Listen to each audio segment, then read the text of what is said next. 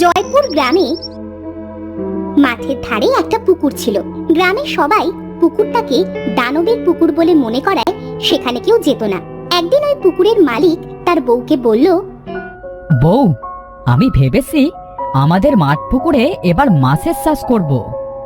খুব ভালো বুদ্ধি বার করেছো। বাজারে মাছের যা দাম বেড়েছে, ওই পুকুরের মাছ চাষ করলে বাড়িতে খাওয়াটা তো হবে। কিন্তু বউ, আমি তো ভয় পাচ্ছি। বাপ দাদাদের মুখে শুনেছি ওই পুকুরে নাকি একটা দানব থাকতো। ধুর, ওইসব সেকেলে কথা বাদ দাও তো। যদি পুকুরে নতুন পানি দিয়ে মাছ ছাড়ো, দেখবে সেখান থেকে মাছ ফুরাবেই না। তা কথা মন্দ বলনি। আমি তো ভেবেছিলাম আমরা পুকুরের ওপারে একটা ঘর বানিয়ে সেখানে থাকবো। আচ্ছা ঠিক আছে, তাহলে তাড়াতাড়ি ঘরের কাজে হাত দাও। বাড়ির ভেতর একটা পুকুর থাকলেও সুবিধা হয়।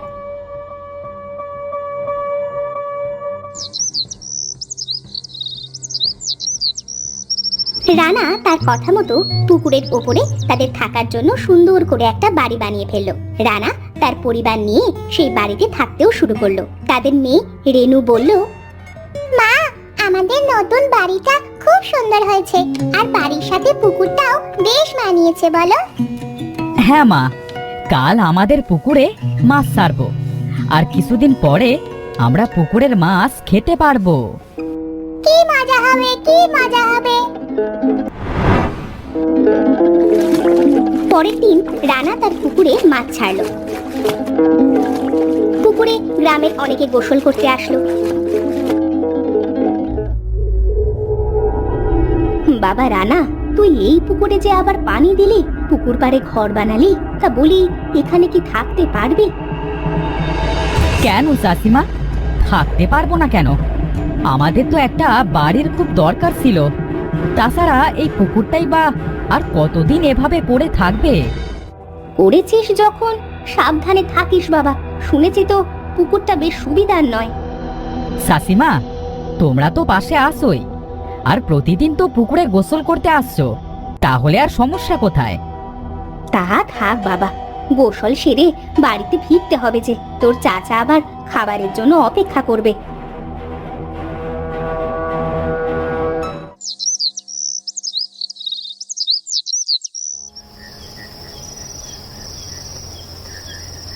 সেদিন মাঝরাতে তারা শুনতে পেল পুকুরে খুব পানির শব্দ হচ্ছে, আর হাড়ের ভাঙার খুব শব্দ হচ্ছে।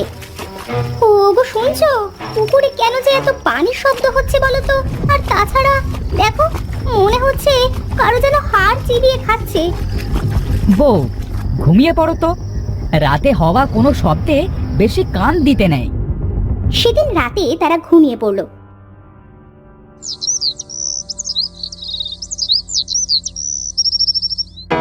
পরের দিন সকালে সীমা পুকুর পাড়ে গিয়ে দেখে পুকুরটা একদম স্বাভাবিক, ঠিক আগের মতো। না, আমারই হয়তো বা কোনো ভুল হয়েছিল। যাই, বাসি কাজগুলো করে নি। সেদিন দুপুরে অনেকেই পুকুরে গোসল করতে এলো। এই, তোরা ঘাটে থাকিস কিন্তু, আমি একটু সাঁতার কেটে আসি, আমাকে রেখে আবার চলে যাস না তোরা।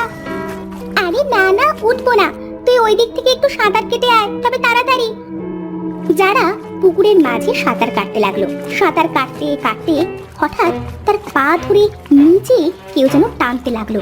যারা চিৎকার করে উঠলো, কেউ আমাকে বাঁচাও, আমার পা ধরে কেউ নিচে টানছে।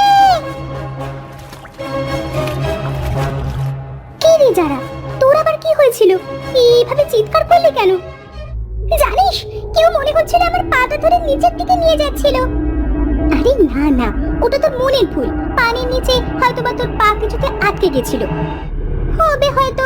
ভয়ে আমার তো দম বন্ধ হয়ে যাচ্ছিল। চল চল, এবার বাড়ি ফিরি। তারা পুকুর থেকে বাড়ি চলে গেল।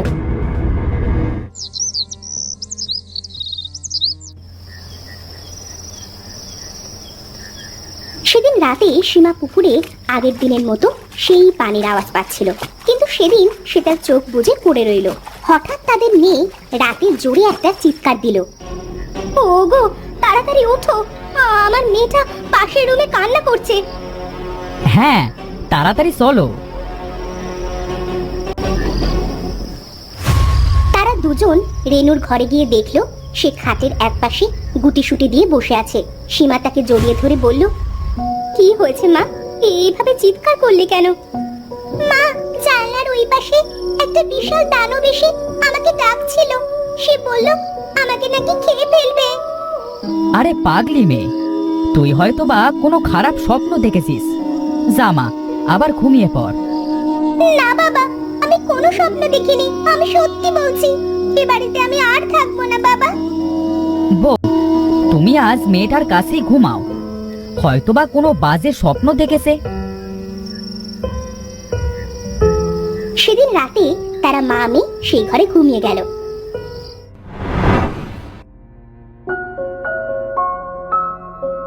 বউ, অনেক দিন তো হয়ে গেল, ভাবতেছি কাল জেলে এনে পুকুরের মাছগুলা মেরে বিক্রি করে দেব।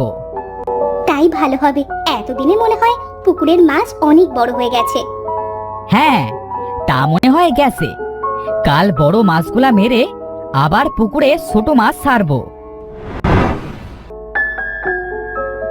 পরের দিন জেলে আসলো তাদের পুকুরে মাছ মারার জন্য। জেলে সারা পুকুরে জাল ফেলে কোথাও একটা মাছও পেল না। অবশেষে জেলে বলল, ভাই, তোমার পুকুরে তো দেখছি একটাও মাছ নেই। আদেও কি তুমি পুকুরে মাছ ছেড়েছিলে নাকি? জেলে ভাই, পুকুরে অনেক মাছ ছেড়েছিলাম, কিন্তু বুঝতে পারছি না পুকুর থেকে এতগুলা মাছ কোথায় গেল। তা ভাই, আমি আজ আসি, বুঝলে? এই মাছ তো আর পেলাম না, শুধু শুধু কষ্টই সার হলো। সেদিন জেলে পুকুরে একটা মাছও না পেয়ে বাড়িতে চলে গেল। পরের দিন রানা পুকুরে আবার অনেক মাছ ছাড়লো।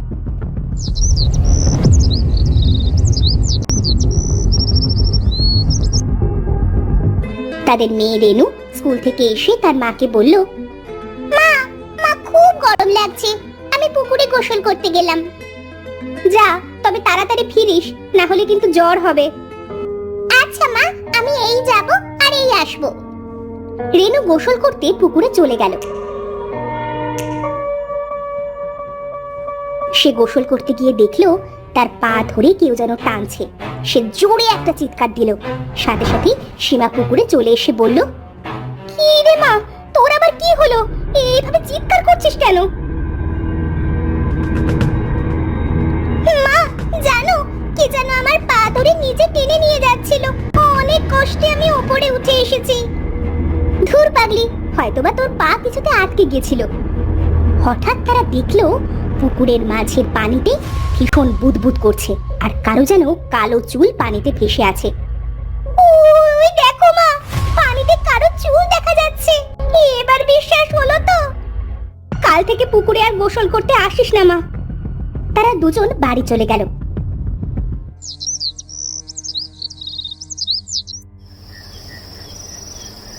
সেদিন মাঝরাতে তারা আবার পুকুরে সেই পানির শব্দ পেল। রানা তার বউকে বলল, বউ, চলো তো আজ গিয়ে দেখি পানিতে এমন কিসের শব্দ হয়। যাবে? আমার কিন্তু খুব ভয় করছে। আরে আমি সাথে আছি তো, কিচ্ছু হবে না।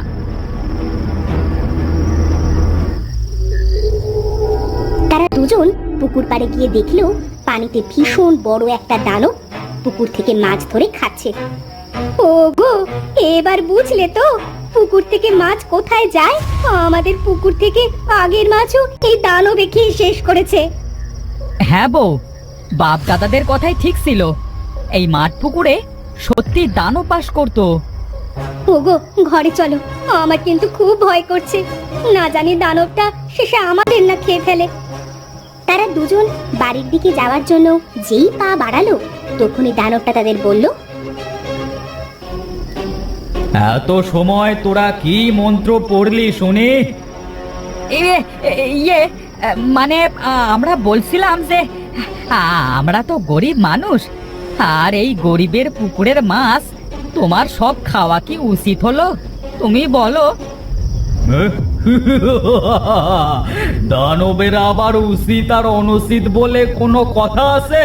হ্যাঁ, মাছ খাবো না তো কি তোদেরকে বাঁচবো আমি?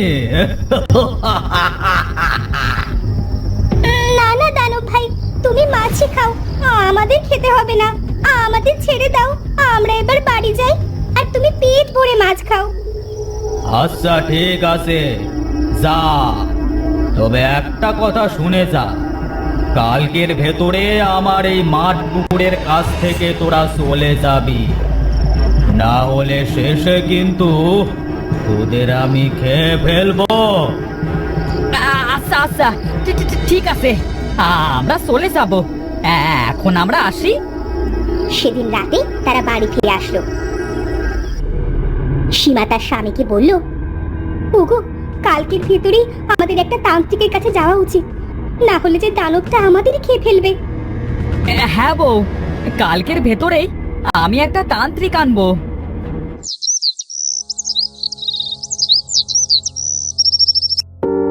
পরের দিন সকাল সকাল রানা একটা তান্ত্রিকের কাছে চলে গেল। সে গিয়ে তান্ত্রিকের কাছে সব খুলে বলল। সব শুনে তান্ত্রিকটি বলল, তোমাদের তো ঘোর বিপদ, যে কোনো সময় দানবটা তোমাদের উপর হামলা করতে পারে। দয়া করে আমার সাথে চলুন তান্ত্রিক মশাই। হ্যাঁ চলো। রানা তান্ত্রিককে নিয়ে বাড়ি ফিরে আসলো। তারা সবাই তান্ত্রিকের সাথে পুকুর পাড়ে গেল। তখন তান্ত্রিকটা পুকুর পাড়ে গিয়ে মন্ত্র পড়া শুরু করলো। সাথে সাথেই দানবটা পুকুর থেকে উঠে আসলো।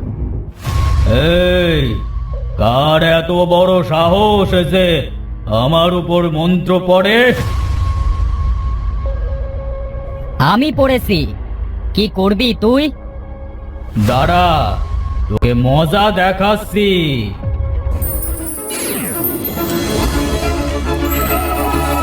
বাবারে, স্যার স্যার আমায় ছেড়ে দে বলছি, মরে গেলাম। তোকে ছাড়তে পারি যদি তুই এই অঞ্চল ছেড়ে চলে যাস, তবেই।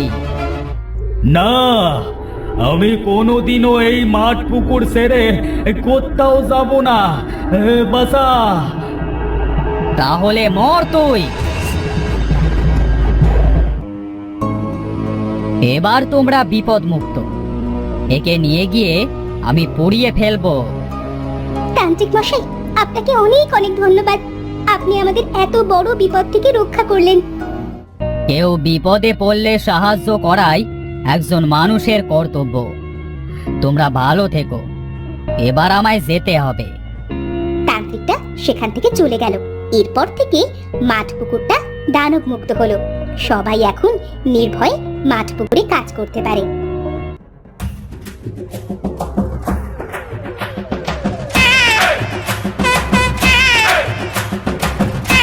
Like, comment, and subscribe.